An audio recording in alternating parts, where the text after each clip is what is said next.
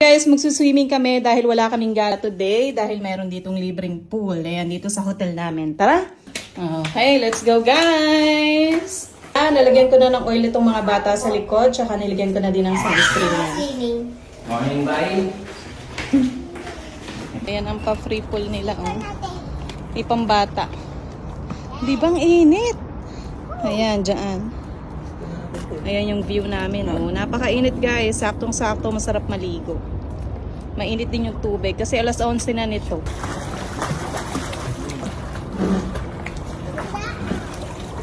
Lalim dito, lalim. Gusto mo doon kay daddy? Ayan, tara. Pasuot mo yung salbabida ko.